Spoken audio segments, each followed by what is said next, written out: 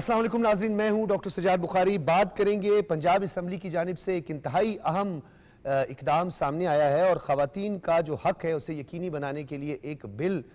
پیش کر دیا گیا ہے، متعارف کروایا گیا ہے، جس میں خواتین کی وراثتی حقوق کی بحالی جو ہے اس میں کامیابی اور وفاقی شریعت کورٹ کا دو ٹوک فیصلہ سامنے آیا۔ خواتین کو وراثت سے محروم کرنا غیر اسلامی ہے، یہ کہنا ہے، اور اس بل میں شرعی اصولوں اور ملکی قانون یعنی فیملی لاز آرڈیننس 1961 کی روشنی میں خواتین کو وراثت میں ان کا حق دینے کا قانون پر سخت عمل درآمد کی سفارش کی گئی ہے۔ اور بدقسمتی سے پاکستان میں خواتین کی ایک بڑی اکثریت اس حق سے محروم ہے، اور اگر ہم ماضی کا جائزہ لیں تو ہمیشہ خواتین کے حقوق کے لیے پارلیمان کے اندر آوازیں تو بلند ہوئی ہیں لیکن کوئی عملی اقدامات سامنے نہیں آئے۔ تو پنجاب اسمبلی کا یہ انتہائی اہم اور احسن اقدام ہے، بدقسمتی سے یہ سب ہوتا رہا۔ اور آپ کو یہ بھی بتاتے چلیں، ڈیموگرافک اینڈ ہیلتھ سروے 2017-18 کے مطابق پاکستان میں 97% خواتین کو جائیداد میں ان کا حق نہیں دیا جاتا۔ مالی وسائل سے محرومی کی وجہ سے اکثر خواتین غربت اور محتاجی کا شکار ہوتی ہیں اور تعلیم، روزگار، ترقی کے دیگر مواقع سے محروم رہ جاتی ہیں۔ پنجاب اسمبلی میں پیش ہونے والے بل کے علاوہ وفاقی شریعت کورٹ نے بھی دو ٹوک فیصلہ دیا ہے کہ کسی بھی ہیلے بہانے سے خواتین کو وراثت سے محروم کرنا غیر اسلامی ہے۔ خواتین کے حقوق کی تنظیموں، سماجی کارکنوں کے علاوہ موبی لنک بینک جیسے کاروباری اداروں کی کوششوں سے وراثت میں اپنے حق سے محروم خواتین کی شرح 97% سے گر کر 86% ہو گئی ہے۔ موبی لنک بینک نے اس مسئلے سے متعلق شعور بیدار کرنے کے لیے نہ صرف آگاہی مہم چلائی بلکہ ایک ڈیجیٹل کیلکولیٹر بھی متعارف کروایا ہے جس کی مدد سے خواتین وراثت میں اپنے جائز حق کا حساب کتاب کر سکتی ہیں اور باخبر فیصلہ کر سکتی ہیں۔ یہ ایک بڑی کامیابی ہے مگر منزل ابھی دور ہے، اور یہ ایک بڑی اہم ڈیولپمنٹ تھی جس کے بارے میں ہم نے آپ کو بتایا۔ یہ خواتین کا جو حق ہے وہ دینا ہے، اور شریعہ میں بھی یہ چیز ہے، موجود ہے، لیکن بدقسمتی سے ماضی میں ایسا نہیں ہوا۔ اب ہم بڑھتے ہیں اپنے موضوع کی جانب سے، اور ہر شخص کی نگاہیں، نظریں وفاقی بجٹ پہ، اور وفاقی بجٹ کے حوالے سے وفاقی وزیر خزانہ کی ایک اہم پریس کانفرنس ہے، اس کے چند اقتباسات آپ کے سامنے رکھتے ہیں۔ انرجی ٹیرف اور پینشن کی جو اصلاحات ہیں، وزیر خزانہ نے بتایا کہ 30 سال بعد پہلی بار ٹیرف اصلاحات کی جا رہی ہیں۔ 4000 سے زائد ٹیرف لائنز پر کسٹم ڈیوٹی ختم کر دی گئی ہے تاکہ برآمدات کو فروغ دیا جا سکے۔ پینشن سسٹم میں اصلاحات لا کر اسے زیادہ پائیدار بنانے کی کوشش بھی کی گئی ہے۔ تنخواہ دار طبقے کے لیے جو اقدامات ہیں، سپر ٹیکس میں کمی کا آغاز کر دیا گیا ہے۔ کنسٹرکشن سیکٹر میں ٹرانزیکشن کاسٹ کم کرنے کی منصوبہ بندی، کیونکہ جو ریئل اسٹیٹ سیکٹر ہے خاص طور پر اس کے حوالے سے جو کاروباری طبقہ ہے اس کے شدید خدشات تھے، ان کو پیش نظر رکھتے ہوئے، اور خاص طور پر ہم ایگریکلچرز کی ریفارمز کی اگر ہم بات کریں، چھوٹے قرضوں کی بات کریں، اس حوالے سے بھی یہ بجٹ انتہائی اہم ہے۔ چھوٹے کسانوں کو آسان شرائط پر قرضے فراہم کیے جائیں گے۔ وزیر اعظم کی ہدایت پر کھاد اور زرعی ادویات پر ٹیکس نہ لگانے کا فیصلہ تاکہ کسانوں پر بوجھ کم ہو۔ اضافی ٹیکسز کی وضاحت ہے، وہ بھی آپ کے سامنے رکھتے ہیں۔ رواں مالی سال 312 ارب روپے اضافی ٹیکسز کی وصولی جو ہے وہ متوقع ہے، اور tax to G D P کی شرح 10.3% تک پہنچ جائے گی، اور آئندہ سال 10.9% کا ہدف ہے۔ اس پر ہم تفصیلاً بات کریں گے۔ اپنے پینلسٹ کا آپ سے تعارف کروائیں۔ رشید صافی صاحب ہمارے ساتھ موجود ہیں، سینئر صحافی ہیں، تجزیہ کار ہیں، بہت شکریہ۔ ڈاکٹر فاروق عادل صاحب، سینئر صحافی، تجزیہ کار، کالم نگار، بہت شکریہ۔ شنیلا مار صاحب ہیں، سینئر صحافی، تجزیہ کار، اور آغا اقرار ہارون صاحب نے بھی ہمیں جوائن کیا ہے، سینئر صحافی ہیں، تجزیہ کار ہیں، لاہور سے۔ آغا صاحب آپ کا بھی بہت بہت شکریہ۔ صافی صاحب، گفتگو کا آغاز آپ سے کرتے ہیں۔ ہمیشہ یہ کہا جاتا ہے کیا کھویا کیا پایا، اور وفاقی بجٹ 2025-26 کے حوالے سے جو توقعات تھیں، کیا ان توقعات پر یہ بجٹ پورا اترا ہے، اور کیا یہ کیلکولیشن ٹھیک ہے، اور اس کے ساتھ ساتھ real estate sector, banking sector, agriculture sector, اس میں کتنی بہتری آئی ہے، اور ایک عام آدمی کی زندگی جس میں پینشنرز اور تنخواہ دار طبقہ بھی ہے، ان کے لیے کتنا اچھا ہے یہ بجٹ؟ شکریہ ڈاکٹر صاحب، آپ نے اپنے ابتدائیے میں گویا سمندر کو کوزے میں بند کر دیا، اور آپ نے بجٹ کا پورا خلاصہ چند ہی کلمات میں بیان کر دیا ہے۔ لیکن آپ کے سوال کے جواب میں یہ کہوں گا کہ یہ بجٹ جو ہے وہ ترقی اور استحکام کی ایک علامت ہے، اور اس کا ایک اشاریہ آج ہم نے سٹاک مارکیٹ میں دیکھا ہے کہ کل سے کاروباری حضرات مارکیٹ میں بڑی سرمایہ کاری کر رہے ہیں۔ گوچے ہم یہ نہیں کہہ سکتے کہ سٹاک مارکیٹ ہی کسی ملک کی ترقی کا کامل پیمانہ ہوتا ہے، لیکن ایک بہت بڑا اشاریہ ضرور ہے جس کو ہم یہ کہہ سکتے ہیں کہ کم از کم کاروباری طبقے نے کل کے بجٹ پہ اعتماد کا اظہار کیا ہے۔ جن کے ہاتھ میں پیسہ ہے، جن کے ہاتھ میں صنعت اور حرفت ہے، ان لوگوں نے آج اپنا پیسہ نکالا ہے، سٹاک مارکیٹ میں انویسٹ کیا ہے۔ تو یہ اس بات کی دلیل ہے کہ میرے جیسے اعداد و شمار کے گورکھ دندے سے نابلد بندے سے اگر آپ سوال کریں گے تو شاید میں غلط جواب دوں، لیکن آج ایک عام بندے نے، ایک عام شہری نے بھی اس بجٹ کے ثمرات اور اس بجٹ کی ایکسیپٹنس کو اس انداز سے محسوس کیا کہ سٹاک مارکیٹ نے انتہائی اچھی پرفارمنس دکھائی۔ دوسری جانب وزیر اعظم صاحب نے بھی اپنے معاشی ٹیم کو مبارکباد دی ہے، ان کو شاباش دی ہے اور اس بجٹ کو بہتر قرار دیا ہے۔ اس حوالے سے صرف ہم یہی کہہ سکتے کہ پی ٹی آئی کے چند رہنما جو ہے انہوں نے سیاسی پوائنٹ سکورنگ کے حوالے سے چند پریس کانفرنس اور پریس ریلیز جاری کر کے اپنا احتجاج کا حق استعمال کیا ہے، لیکن ہم دیکھیں گے سٹاک مارکیٹ کو، ہم دیکھیں گے بزنس چیمبر آف کامرس کے منتظمین کو، ہم دیکھیں گے صنعت کاروں کے رد عمل کو، اور ہم دیکھیں گے مارکیٹ کے رد عمل کو۔ تو یہ تمام رد عمل بجٹ کے حوالے سے ہمیں مثبت دکھائی دیے گئے ہیں۔ گوچہ ہم یہ جانتے ہیں کہ جو 2013 سے ایک سلسلہ شروع تھا اور جو بارودی سرنگیں ہماری معیشت کے رستے میں بچھائی گئی تھے اس کا تو صفایا ہوا ہے، لیکن اب بھی حکومت اور ہماری معاشی ٹیم پھونک پھونک کے قدم اس لیے اٹھا رہی ہے کہ اتنی عرق ریزی سے اور اتنی محنت سے ڈاکٹر صاحب پاکستان کی معیشت کو تہ و بالا کیا گیا تھا کہ اس کی ریکوری اتنے سال گزرنے کے باوجود وغیرہ تھی۔ نہیں ہوئی لیکن ہے۔ رشید صافی صاحب ایک اور بات بھی بڑی عام ہے کہ اتنی کنڈیشنلٹیز کے باوجود کہ جہاں پہ آپ کو روک دیا گیا، آپ ایگریکلچر پہ آپ نے ٹیکس لگانا ہے، اور یہ اس مرتبہ انتہائی اہم جو ہے وہ ڈیولپمنٹ ہوئی ہے کہ جو زرعی شعبہ ہے اس پہ ٹیکس نہ لگانے کا فیصلہ کیا گیا، یعنی یہ آئی ایم ایف کی جو کنڈیشنز تھی، آئی ایم ایف کے دباؤ کے باوجود بھی یہ کیا ہے۔ دیکھیں زراعت، یہ ہم کوئی لفاظی نہیں کرتے جب یہ کہتے ہیں کہ زراعت پاکستان کے لیے ریڑھ کی ہڈی کی حیثیت رکھتی ہے۔ واقعی اگر زرعی شعبے کو پاکستان کی معیشت سے اور اقتصادیات سے منہا کیا جائے تو آپ یقین جانیں کہ خدا نخواستہ پاکستان میں ایک ایک روٹی کی نوالے کے لیے لوگ ترسیں گے۔ الحمدللہ پاکستان زرعی ملک ہے، اور اگر ہم زرعی شعبے کو توجہ نہیں دیں گے تو چاہے آپ باقی شعبوں کو بہت آگے بڑھائیں تو شاید آپ اہداف حاصل نہیں کریں گے۔ زرعی شعبے کے لیے جو اس وقت جو اقدامات کیے گئے ہیں وہ ایک اچھا آغاز ضرور ہے، لیکن ابھی بہت کچھ میرے لحاظ سے کرنا باقی ہے۔ بڑے جو زمیندار ہیں، جاگیردار ہیں، ان کو ٹیکس میں لانا چاہیے، ان سے ٹیکس لینا چاہیے، ان پہ مختلف ٹیرف عائد ہونے چاہیے، لیکن چھوٹے کسان اور کاشتکار کو جتنا بھی آپ ریلیف دے سکتے ہیں اس سے بہتری آئے گی۔ بالکل ڈاکٹر فاروق عادل صاحب آپ کی طرف آؤں گا، یہ بتائیے گا کہ جہاں ایگریکلچر سیکٹر کی ہم نے بات کی، وہیں پہ ریل اسٹیٹ اور خاص طور پر جو مڈل کلاس ہے، لوور مڈل کلاس ہے، اس کے لیے بھی انتہائی متوازن بجٹ ہے، اور فائنینسنگ کے حوالے سے جو بینک فائنینسنگ کا جو پورا ایک پرفارما اور ایک کرائیٹیریا تھا اس کو بھی بہتر بنانے کی کوشش کی کہ 5 مرلہ جو گھر ہے اس کے لیے مارگیج فائنینسنگ کا فیصلہ کیا گیا۔ اس کو کس طرح دیکھتے ہیں آپ؟ یہ شکریہ ڈاکٹر صاحب۔ دیکھیے ہمارے یہاں یہ بہت بڑا مسئلہ ہے کہ لوگ اپنے گھروں کے مالک نہیں ہیں اور کرائے کے گھروں میں رہتے ہیں۔ یہ سلسلہ بڑے شہروں سے لے کر چھوٹے چھوٹے قصبوں تک پھیلا ہوا ہے، اور جس تیزی سے ہماری آبادی بڑھ رہی ہے اسی تیزی سے یہ مسئلہ گمبھیر ہو رہا ہے۔ ماضی میں بعض حکمرانوں نے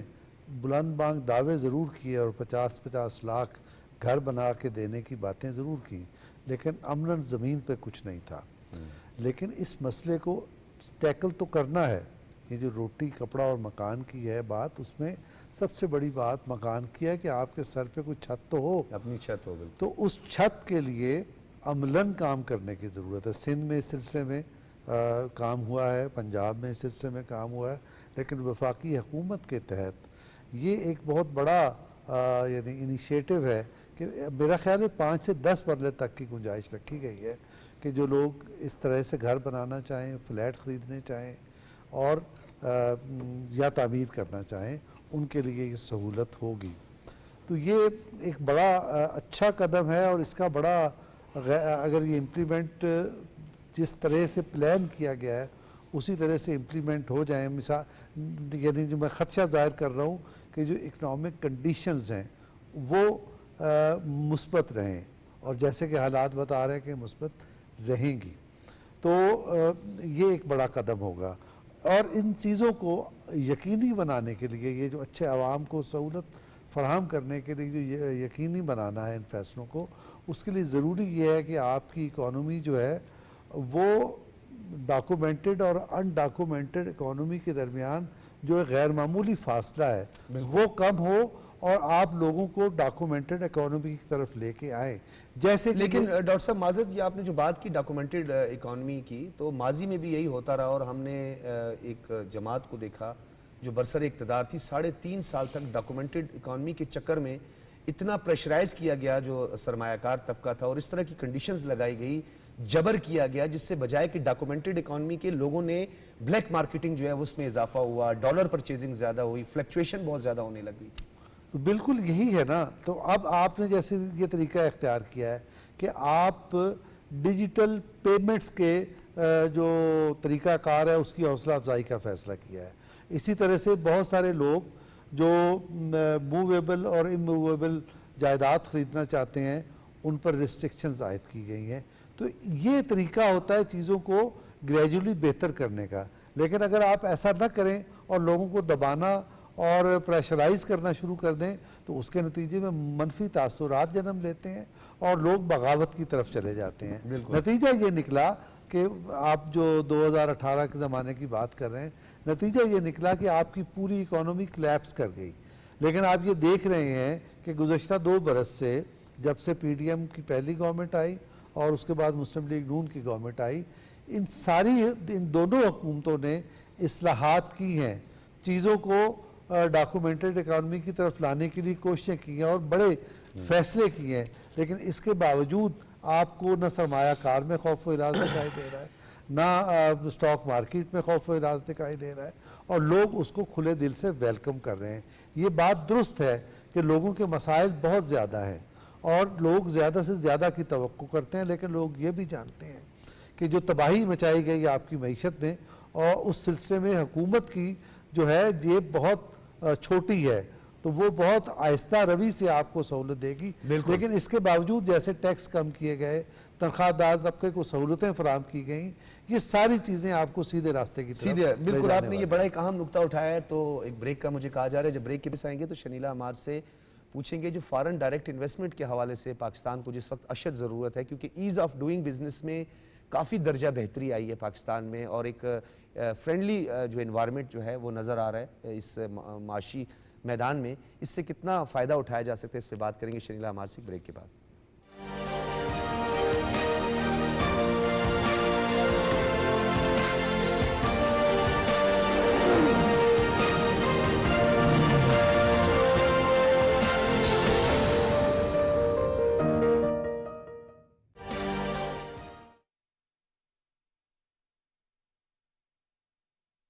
الله أكبر الله أكبر الله أكبر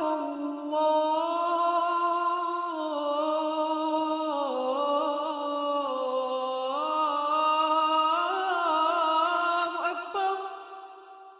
أشهد أن لا إله إلا الله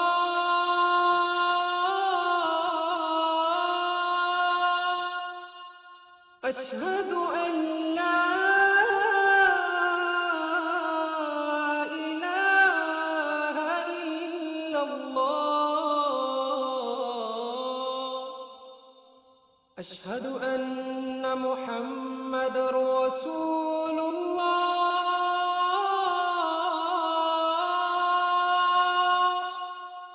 أشهد أن محمد رسول الله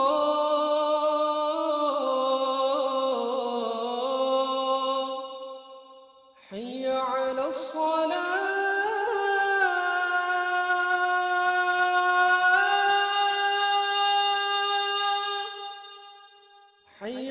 الصلاة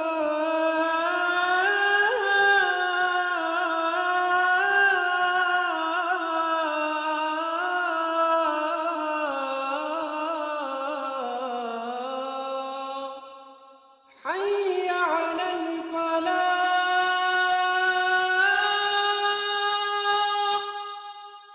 حي على الفلاح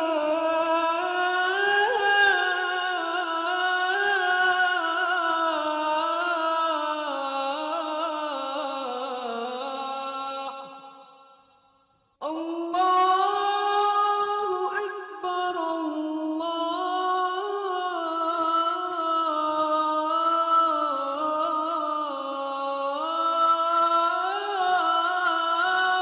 أكبر لا إله إلا الله.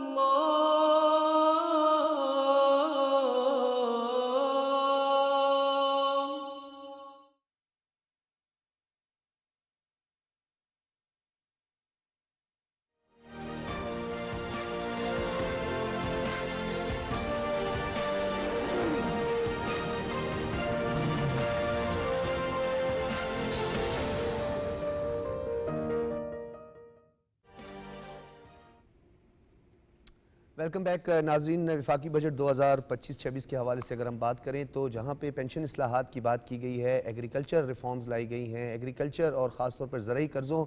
और जो ज़रई मसनूआत है उस पे टैक्सेस जो है उसे ख़त्म किया गया है और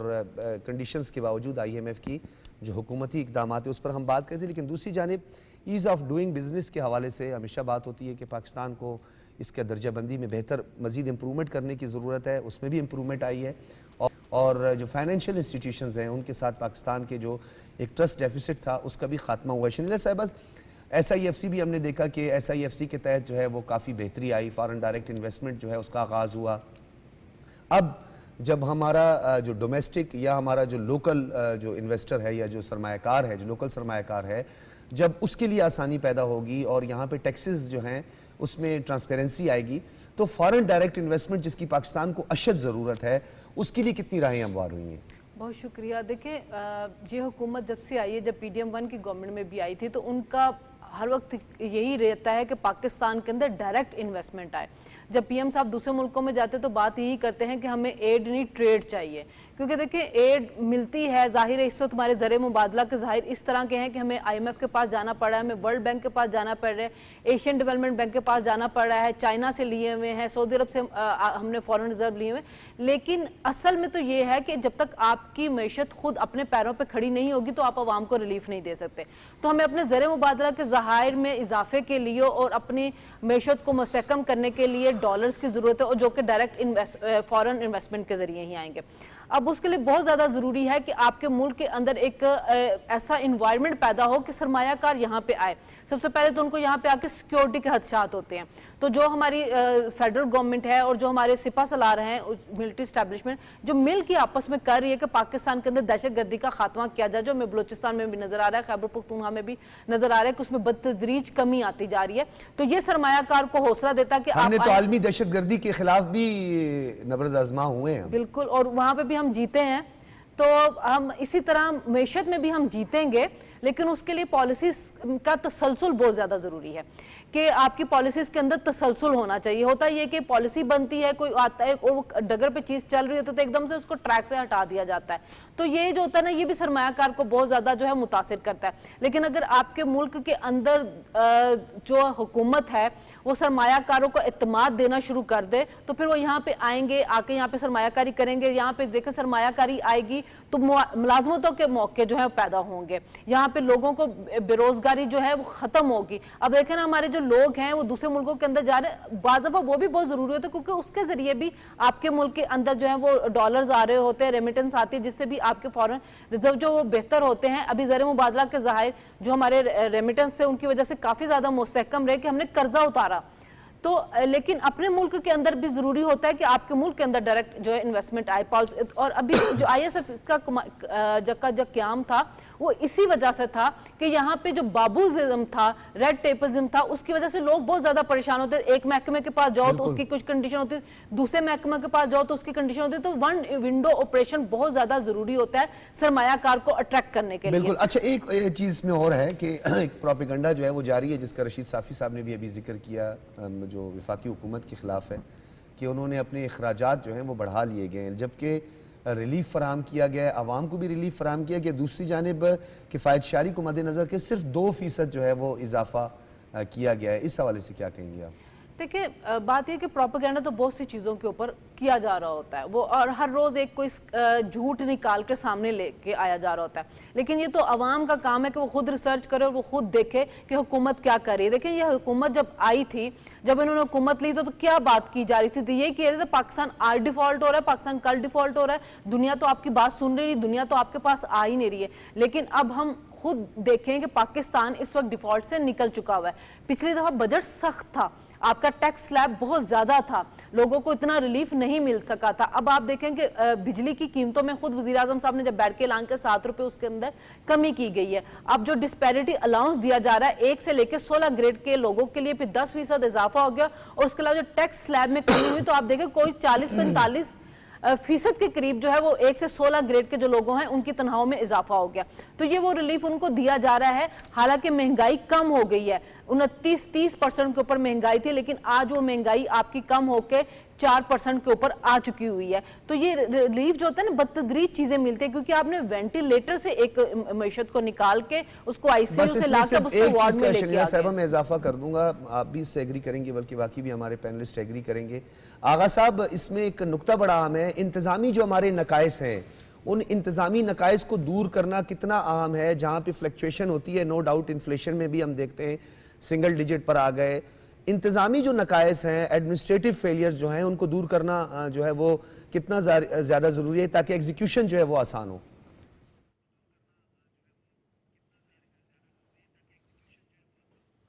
بہت شکریہ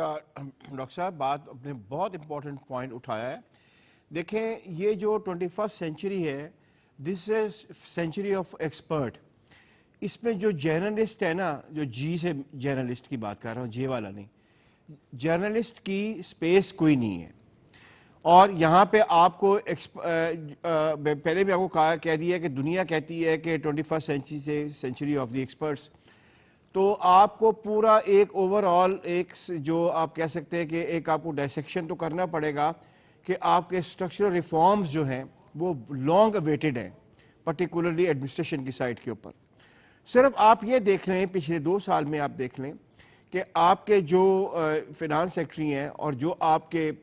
یعنی کہ فورن سیکٹری ہیں, سوری فنانس منسٹر اور فورن منسٹر ہیں, وہ دونوں ایکسپرٹس میں آتے ہیں. دے آر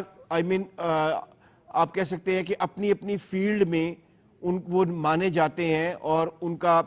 تعلق جو ہے وہ جرنلسٹ کارڈر سے نہیں ہے. اور آپ ریزلٹس دیکھ لیں کتنے اچھے ہیں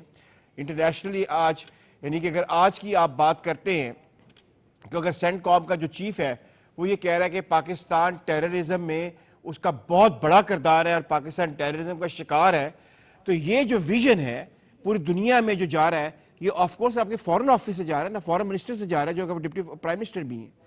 اسی طرح جو وہ جو امریکی سینٹرل کمانڈ کی بات ہے وہ بھی ہمارا ٹاپک ہے, اس پہ بھی میں ضرور بات کروں گا. لیکن میں یہ آپ سے پوچھنا چاہ رہا تھا کہ اس کا ٹرکل ڈاؤن ایفیکٹ ہو. حکومت تو اپنی طرف سے اصلاحات بھی لاتی ہے, پرفارم بھی کر رہی ہے, ٹرسٹ ڈیفیسٹ کا بھی خاتمہ ہوا ہے, ایک عام آدمی, ایک عام صارف اس کا بینیفیشری کیسے بنے؟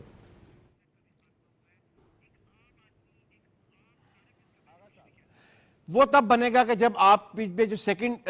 جو ہے ان کو جو کہتے ہیں نا مڈل مین, وہ نہیں ختم ہو رہا ہے, کسی بھی جگہ پہ ختم نہیں ہو رہا ہے. چاہے وہ آپ سبزی کی منڈیاں لے لیں, چاہے آپ گندم میں کیا ہوا آپ کے سامنے ہی ہے کہ مڈل مین جو ہے وہ فائدہ اٹھا گیا اور کسان کو وہ فائدہ نہیں مل سکا, جس کی وجہ سے ٹیکنیکلی دیکھیں کہ گندم کی پیداوار میں کمپیریٹیولی یعنی کہ ایگریکلچر نے جو پچھلے سال پرفارم کیا تھا وہ اس سال پرفارم نہیں کیا ہے. مڈل مین جب تک آپ ختم نہیں کریں گے, اور مڈل مین آپ کو اسٹرکچرل ریفارمز کے ساتھ ہی ختم کرنا پڑے گا, ایڈمنسٹریٹو ریفارمز کے ساتھ کرنا پڑے گا. جب تک آپ مڈل مین نہیں کریں گے, ٹرکل ڈاؤن ایفیکٹ جو لفظ آپ نے استعمال کیا ہے وہ عوام تک نہیں جائے گا. یہ میری ذاتی رائے ہے. اچھا چھوٹا سرمایہ کار یا ٹاؤنز کے لیول پہ جا کے کام کرنے کی اشد جو ضرورت کے بارے میں ماہرین بار بار یہ بات کر رہے تھے کہ چھوٹے چھوٹے جو ہے نا وہ انڈسٹریز لگائی جائیں, مقامی لوگ جو ہیں یونین کونسل کی سطح پر جو ہے وہ اس کا فائدہ اٹھا سکیں تاکہ اس کا امپیکٹ جو ہے وہ نیشن پر ہو, پورے ملک پر اس کا اثر ہو. تو اس حوالے سے جو موجودہ بجٹ آپ کے سامنے آیا ہے اس میں کتنا آپ سمجھتے ہیں کہ ریلیف دیا گیا ہے اور خود کفیل بنانے کی کوشش کی گئی ہے؟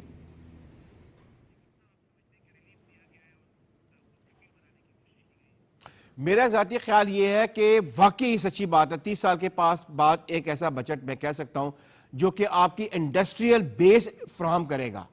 پرووائڈڈ کہ اب لوگ انڈسٹری کی طرف جائیں. لیکن اگر آپ نے پھر جو ہے وہ یعنی کہ ریل اسٹیٹ کو آپ نے بہت زیادہ ایکسپینسولی اوپن کر دیا تو پھر بھی انڈسٹریلائزیشن آپ کی نہیں ہوگی جو کہ آپ کی ڈیمانڈ ہے یا جس کو آپ ویژن کر رہے ہیں. بہرحال یہ ایک انڈسٹریل بیس بجٹ بالکل کہا جا سکتا ہے, and credit goes to the prime minister and his team. جی بالکل ٹھیک ہے. رشید صافی صاحب, جہاں ہم وفاقی بجٹ کی بات کریں وہیں وفاقی وزیر خزانہ نے ایک اہم موضوع کی جانب ہماری توجہ مبذول کروائی ہے, وہ ہے آبی جارحیت. جو انڈس واٹر ٹریٹی کی بات ہے, جب سے یہ موضوع چھڑا ہے اور ورلڈ بینک جو کہ اس میں ایک ثالث ہے, ورلڈ بینک جو اس میں ایک گارنٹر ہے, کیونکہ مختلف ٹریٹیز ہیں, کنونشنز ہیں, ہماری بائنڈنگز ہیں, کچھ بین الاقوامی اصول قوانین ہیں جس کی دھجیاں بکھیری گئی ہمارے ہمسایہ ملک کی جانب سے. بے لگام ایک گھوڑے کی طرح جو ہے انہوں نے وہ تمام تر اقدامات کیے. آپ مجھے یہ بتائیں کہ آبی جارحیت کے حوالے سے جو اقدامات کیے گئے, میں اس کی چند اقتباسات آپ کے سامنے رکھتا ہوں. انہوں نے بھارت کی پانی روکنے کی دھمکی کا ذکر, انہوں نے کہا کہ پانی پاکستان کی بقا کا ضامن ہے اور اس میں کسی قسم کی رکاوٹ کو برداشت نہیں کیا جائے گا. حکومت نیشنل واٹر پالیسی 2018 کے تحت جامع حکمت عملی مرتب کر رہی ہے. 10 ملین ایکڑ فٹ واٹر سٹوریج میں اضافہ کیا گیا. پانی کے ضیاع میں 33% کمی اور مؤثر استعمال میں 30% اضافہ ہوا ہے. اور گزشتہ سال 59 آبی منصوبوں میں سے 34 مکمل کیے گئے. مجموعی لاگت 295 ارب روپے, اور اس مرتبہ بھی اس کے لیے رقم مختص کی گئی ہے. جو ہمارے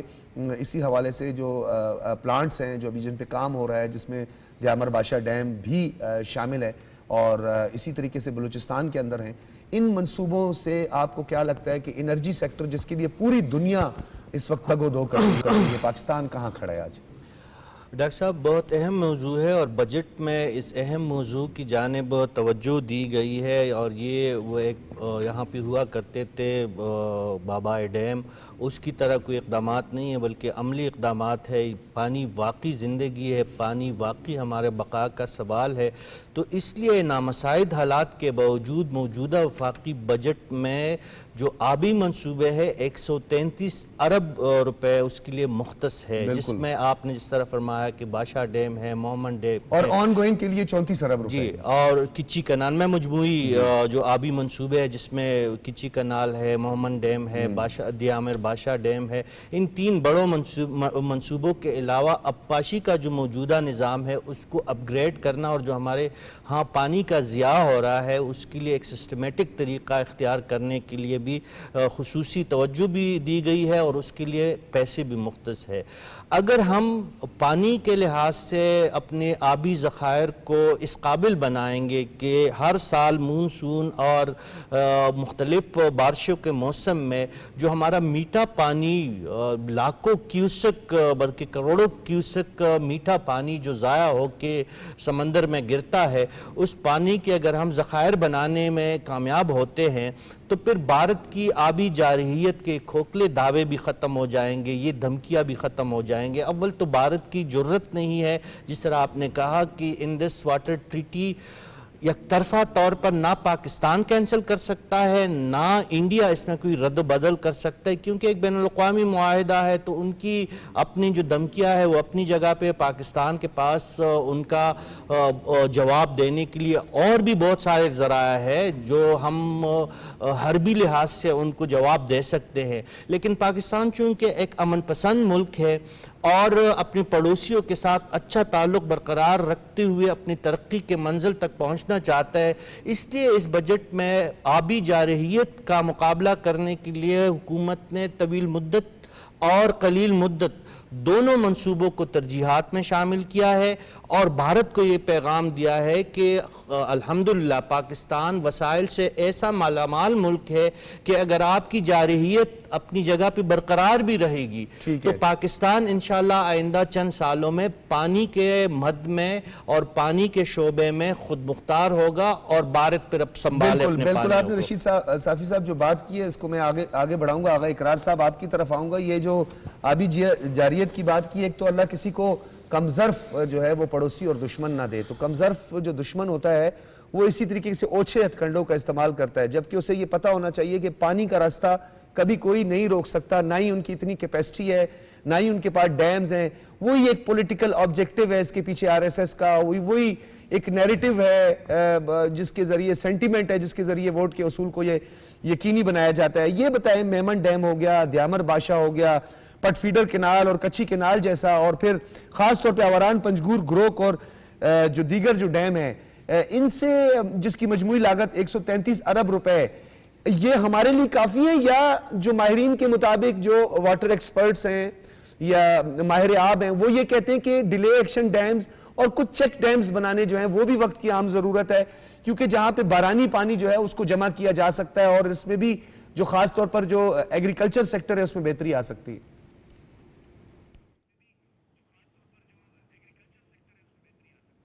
دیکھیں جی, یہ جو انڈیا نے واٹر ٹیررزم پاکستان پہ لانچ کیا ہے اس کو میں تھوڑا سا بلیسنگ ان ڈسگائز اس لیے بھی دیکھتا ہوں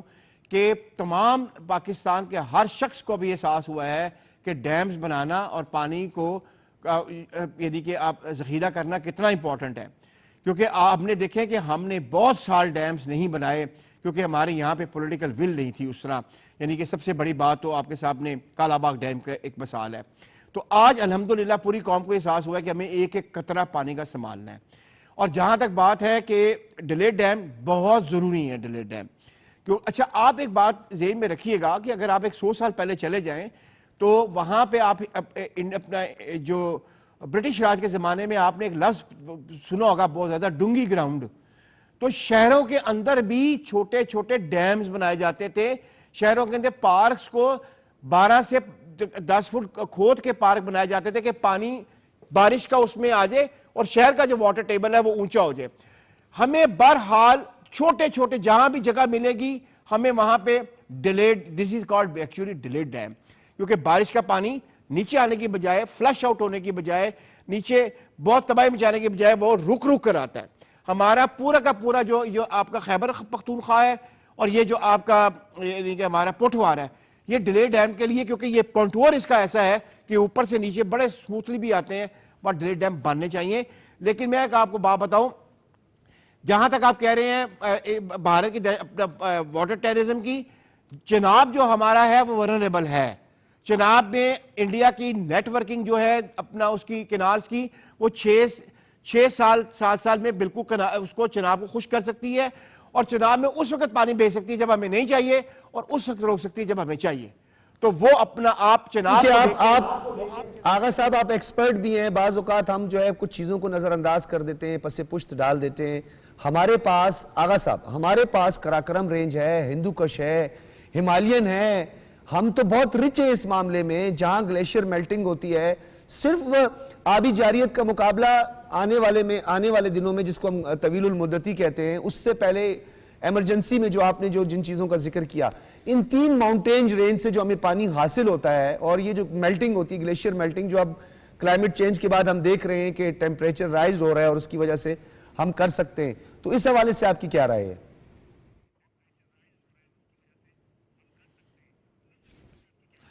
جناب شمس الملک صاحب ہوتے تھے جو بعد میں چیئرمین بھی رہے ہیں وابڈا کے, انہوں نے 1961 میں ایک کام شروع کیا تھا اور 81 میں انہوں نے ایک رپورٹ جاری کی تھی جن کے مطابق پاکستان میں 9,800 ڈیمز بن سکتے ہیں. اور مجھے اچھی طرح یاد ہے اس رپورٹ کا ایک پیرا, کیونکہ میں کنہار بڑا انٹرسٹ تھا میرا, صرف کنہار ریور پہ انہوں نے کہا تھا کہ 40 ڈیمز بن سکتے ہیں, جس کو آج ڈیلے ڈیم کی بات کر رہے ہیں. میں آپ کے پروگرام کی وساطت سے گزارش کروں گا جو بھی مجھے سن رہا ہے کہ خدا را جو شمس الملک صاحب کی وہ رپورٹ ہے اس کو پڑھیں, اور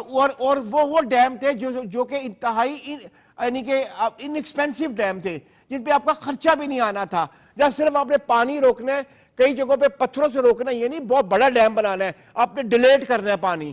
تو آپ اندازہ لگائیں کہ اگر وہ اس زمانے میں 9800 انہوں نے لانچ کیے, یعنی کہ ٹارگٹ کیے, تو چلیں اب 6000 ہی رہ گئے ہوں گے. ہمارے جتنے بھی یہ دریا جن کی آپ بات کر رہے ہیں, جس میں ہمارا سوات ریور ہے, جس میں یہ اپنا یعنی کہ کنہار ریور کی میں بات کر رہا ہوں, جتنے بھی بلکہ نالاز جو ہیں. ٹھیک ہے, یہ آغا صاحب نے بھی جو ایک کنہار کے حوالے سے ہمارے یہاں سکی کناری ڈیم پر جو ہے وہ بھی کام ہوا, وہ بھی بڑی ایک اہم ڈیولپمنٹ تھی. ڈاکٹر صاحب یہ بتائیے گا کہ آبی جارحیت کا مقابلہ جو ہے وہ ڈیمز بنا کے کرنا, اور اس بجٹ میں اس کے لیے جو رقم مختص کی گئی ہے, اور وہ جو ایک عرصہ دراز سے مسئلہ تھا اور اس میں پٹ فیڈر بھی شامل ہے, کچھ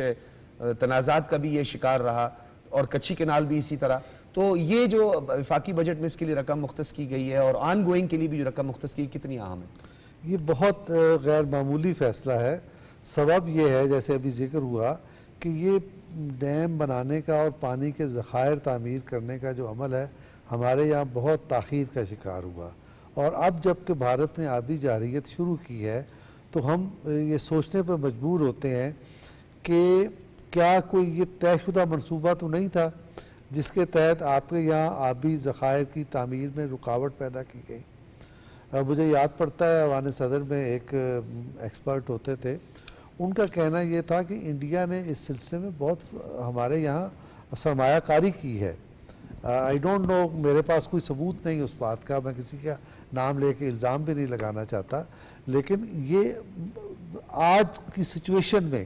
وہ بات اہم لگتی ہے کہ اس طرح کے معاملات تھے. اب اگر حکومت نے یہ طے کر لیا ہے اور اس کے لیے فنڈ رکھ دیے گئے ہیں تو اس کا مطلب یہ ہے کہ ہم بہت سنجیدگی کے ساتھ اور پورے قومی اتفاق رائے کے ساتھ پانی کے ذخائر تعمیر کریں گے. ایک پہلو اس کا یہ ہے. اس کے ساتھ آگہی کا معاملہ بھی بہت ضروری ہے. ہمارے یہاں پانی کے استعمال میں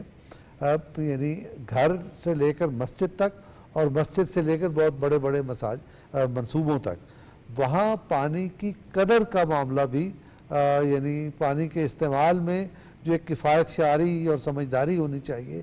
وہ نہیں ہے, اس طرف بھی جانا چاہیے. اس کے علاوہ جو ہم اب سولر سسٹم یوز کرنے جا رہے ہیں زمین سے پانی نکالنے کے لیے, اس پر بھی کوئی حد مقرر ہونی چاہیے کہ مفت میں پانی آپ کو مل رہا ہے بجلی کے استعمال کے بغیر, تو آپ پانی ضائع نہ کرنے شروع ہو جائیں. تو کہنا میں یہ چاہ رہا ہوں کہ آبی ذخائر کی تعمیر اور جو ہمارے پاس محفوظ پانی ہے اس کی قدر کرنا سیکھیں, اور اس کے لیے بڑا یہ آپ نے ڈاکٹر صاحب بڑا ایک اہم نقطہ اٹھایا. شنیلا آپ کی طرف آؤں گا, جہاں پہ ہم کلائمیٹ ریزیلینٹ پالیسی کی بات کرتے ہیں جو کہ اس کی ایک ریکگنیشن ہے ورلڈ وائڈ, اور پھر پاکستان جب اس کلائمیٹ چینج سے متاثر ہوا اور جو کیٹسٹرافی پاکستان میں ہوئی, اس کے بعد ہم نے یہ دیکھا کہ ابھی سیلاب سے تحفظ, پانی ذخیرہ کرنے اور انڈس بیلنس ٹیلی میٹری سسٹم پر بھی کام ہوگا. کتنا عام ہے یہ؟ دیکھیں بات یہ ہے کہ وہ کہتے ہیں کچھ شہر دے لوگ بھی ظالم سے, کچھ ثانوی مرندہ شوق سے. بات یہ ہے کہ ٹھیک ہے کہ آبی جارحیت انڈیا کی طرف سے ہو رہی ہے, لیکن ہم نے کیا پالیسی بنائی نا. یہاں پہ پانی ضائع ہو رہا ہے, یہاں پہ جنگلات کٹ رہے ہیں, یہاں پہ ہمارا ہر دفعہ جب سیلاب آتا ہے اس سے انفراسٹرکچر تباہ ہوتے ہیں. کوئی ایک بھی ڈیم بننے لگتا ہے تو اس پہ پوری کنٹروورسی شروع ہو جاتی ہے. نہری نظام جو بن گیا ہوا ہے وہی چل رہا ہے, اس کی کبھی ہم نے صفائی نہیں کی, ان کو کبھی ہم نے کشادہ نہیں کیا, اپنے دریاؤں کو بھی کبھی صاف نہیں کیا. اس کے ارد گرد آبادیاں بنا دی, مشروم کی طرح ہاؤسنگ سوسائٹیاں جو تھی وہ اگنا شروع ہوگی. تو اب اچھی بات ہے کہ جب کلائمیٹ چینج کے بعد ہمیں کی پالیسی بنانے کے بعد ہمیں آبی پالیسی بھی بنانے کی طرف جا رہے ہیں, کیونکہ دیکھیں پانی زندگی ہے. ہمیں تو یہاں پہ خوراک کی قلت کا سامنا ہونا شروع ہو جائے گا. چائنا نے کب سے سوچ لیا, ڈرپ ایریگیشن کی طرف جا رہا ہے کہ کم پانی کو استعمال کر کے فصلیں اگائی جائیں. اب حکومت زراعت پہ جو پالیسی لا رہی ہے اس میں یہ بھی لا رہی ہے نا کہ ہم اپنے بچوں کو چائنا بھیجیں گے, وہاں پہ گریجویٹ ہو, وہاں سے سیکھ کے آئیں. تو پانی کو مینج کرنا ہوگا آپ کو, کیونکہ اب پانی فیکس پاکستان میں کم ہوتا جا رہا ہے. ابھی جب سردیوں میں بارش نہیں ہوئی تو اب گرمیوں کے اندر آپ دیکھ لیں کہ اسلام آباد کے اندر کیسے پالیسی سی ڈی کی طرف سے نافذ کر دی گئی کہ آپ گھروں میں پورچ میں گاڑی نہیں دھو سکتے, آپ گھروں کے اندر جو وہ ہے پورچ نہیں دھو سکتے ہیں, پانی کو سوچ سمجھ کے استعمال کر, پوری آگاہی پھیلائی جا رہی. اگر اس کے اوپر آج سے 10-15 سال پہلے کام شروع کر دیا گیا ہوتا, جو ہمارا بارش کا پانی ہے جو ہے ضائع نہ ہوتا, تو بہت آج پرابلم کہ ہم نے طویل المدتی جو ہے وہ اقدامات نہیں قلیل المدتی کیے ہیں شارٹ ٹرم, کیونکہ ہمیں اس سے ایک پولیٹیکل آبجیکٹیو ہوتا ہے, ووٹ کا وصول ہوتا ہے تو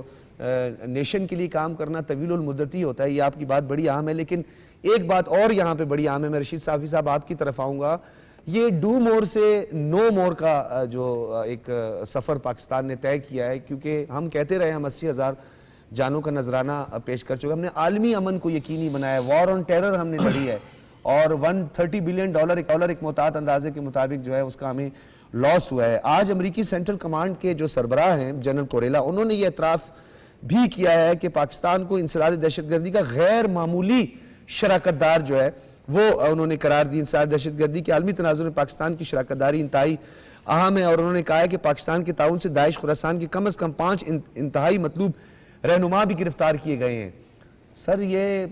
رشید صافی صاحب, پاکستان کی جو ریکگنیشن ہے اور بالخصوص امریکہ اور پھر انسداد دہشت گردی کے لیے جو پاکستان کو سیکیورٹی کونسل میں منصب ملے ہیں, اور جو افغانستان کے جو اکاؤنٹس کے حوالے سے اور جو اکاؤنٹ کے وہاں پہ جو ان کی انسداد دہشت گردی کے حوالے سے, اور اب یہ جو ڈیولپمنٹ ہوئی ہے, کیونکہ یہ کوئی عام بات نہیں ہے, یہ غیر معمولی امریکی سینٹرل کمانڈ کے سربراہ کی اسٹیٹمنٹ. بالکل آپ درست کہہ رہے ہیں, اور مائیکل کوریلا جو ہے کوئی عام شخصیت نہیں ہے, وہ امریکی فوج کے سربراہ ہے, سینٹ کام کو لیڈ کر رہے ہیں, اور جتنے بھی میرین ہے, جتنے بھی امریکی فوج کی سرگرمیاں ہے اس کے وہ کمانڈر ہے. وہ افغانستان کو بھی دیکھ رہے ہیں, وہ ساؤتھ ایشیا کو بھی دیکھ رہے ہیں, وہ دنیا کے مختلف ممالک جہاں جہاں پہ امریکی مفادات ہے یا امریکی تعلقات ہے ان چیزوں کو وہ دیکھتے ہیں, اور انہوں نے کوئی یہ سرراہ چلتے چلتے کوئی بیان نہیں دیا ہے. وہاں پہ باقاعدہ جو سینٹ کی ایک خصوصی کمیٹی تھی, ان کے سامنے پاکستانی جو کردار ہے, جو بے مثال قربانیوں سے اور خون دے کے پاکستان نے جو عالمی دنیا میں اپنا ایک بہترین امیج قائم کیا ہے, تو یہ دنیا اب مجبور ہے کہ پاکستان کی قربانیوں کا اعتراف کرے. دوسری جانب انہوں نے جب ان سے یہ موازنہ یا یہ سوال کیا گیا کہ اس صورت میں بھارت کہاں پہ کھڑا ہوگا اگر پاکستان کی آپ اتنی تعریف کر رہے ہیں اور پاکستان کی قربانیوں کا اعتراف ہے, حتیٰ کہ امریکی افواج کی کامیابیوں کو بھی آپ پاکستان کے مرہون منت قرار دے رہے ہیں, اسپیشلی ISKP کے حوالے سے جو شریف اللہ کی گرفتاری تھی, ان کی حوالگی تھی, اس ضمن میں جب ان سے پوچھا گیا تو انہوں نے کہا کہ دیکھیں یہ بائنری سوئچ نہیں ہے. اچھا, یہ جو رشید صافی صاحب انہوں نے بات کی, نہ صرف اس چیز کا, ڈاکٹر صاحب آپ کی طرف آؤں گا, پاکستان میں جو مغربی خاص طور پر سائٹ پر جو علاقوں میں دہشت گردی ان کا بھی انہوں نے ذکر کیا. انہوں نے یہ کہا کہ 2024 کے آغاز سے اب تک پاکستان میں 1000 سے زائد دہشت گرد حملے ہوئے ہیں, 700 سیکیورٹی اہلکار اور شہری جو ہے 2500 کے قریب اس میں زخمی بھی ہوئے ہیں. دیر آیت درست آیت کہیں اسے ہم. جی بالکل, دیکھیے ہماری قربانیاں بالآخر رنگ لائیں, اور ہماری قربانیوں کو نہ صرف تسلیم کیا گیا بلکہ ہمارا عالمی امن اور دہشت گردی کے خاتمے کے سلسلے میں جو کردار ہے اس کو تسلیم بھی کیا گیا, اس کی تحسین بھی کی گئی. اور اس میں ہمیں شکریہ ادا کرنا چاہیے انڈیا کا بھی کہ اس نے اس دوران جتنی بدنیتی کا مظاہرہ کیا اور جتنی دہشت گردی کو ایکسپورٹ کیا, تو دنیا کے سامنے ایک موازنہ بھی آ گیا کہ دہشت گردی ایکسپورٹ کون کر رہا ہے اور دہشت گردی کو شکست کون دے رہا ہے. تو اس کے نتیجے میں یقیناً پاکستان کا سر فخر سے بلند ہوا ہے. جی شنیلا صاحبہ, آپ کس طرح دیکھ رہی ہیں اس اعتراف کو, اور جو کہ بہت پہلے کر دینا چاہیے تھا, اتنی قربانیوں کے بعد بالآخر یہ اعتراف ہوا؟ دیکھیں بات یہ ہے کہ پاکستان کب سے دہشت گردی کے خلاف جو جنگ ہے اس میں مالی اور جانی قربانی دے رہا تھا, لیکن کبھی بھی یہ نہیں ہوتا تھا. امریکہ کی طرف سے ہمیشہ یہی کہہ دیا جاتا کہ پاکستان میں ڈچ کرا رہے ہیں, پاکستان نے اتنا کیا نہیں جتنا کرنا چاہیے تھا. لیکن پہلی دفعہ ہے کہ وہ اکنالج کر رہے ہیں کہ پاکستان خود دہشت گردی کا شکار ہے اور پاکستان دہشت گردی کو ختم کرنے میں ہماری مدد کر رہا ہے. تو اس میں جو ہے کریڈٹ جاتا ہے ہماری سول اور ملٹری دونوں قیادت کو جاتا ہے کہ ایک تو ان کی فورن پالیسی جو تھی اس میں بڑی بہتری آئی ہے کہ انہوں نے جا کے دنیا کو باور کروایا ہے, پاکستان کی کوششوں کو ان کو بتایا ہے, اور جو ہماری ملٹری قیادت ہے وہ بہت زیادہ سنجیدگی کے ساتھ اس کے اوپر عمل درآمد کر رہی ہے کہ ہم نے پاکستان کے اندر سے دہشت گردی کا خاتمہ کرنا ہے, اور ہم نے اور جو دوسری دہشت گردی ہے ان کو دہشت گردوں کو بھی ہم نے ختم کرنا ہے. تو جو کہہ رہے ہیں کہ ہمارے ساتھ انٹیلیجنس شیئرنگ ہو رہی ہے, ہماری مدد کریے, تو یہ اب انڈیا کو نظر آ گیا ہوگا کہ وہ جو پاکستان کے اوپر الزام لگا رہا تھا, پاکستان کو تو دنیا سراہ رہی ہے کہ نہیں یہ تو لینے کے دینے پڑ گئے. بہرحال اسے کہتے ہیں لینے کے دینے پڑ گئے. بہت شکریہ شنیلا ہمارا, آپ کا ڈاکٹر فاروق عادل صاحب, رشید صافی صاحب، آغا اقرار ہارون صاحب، آپ تمام حضرات کا بہت شکریہ. اجازت دیجیے. اللہ حافظ.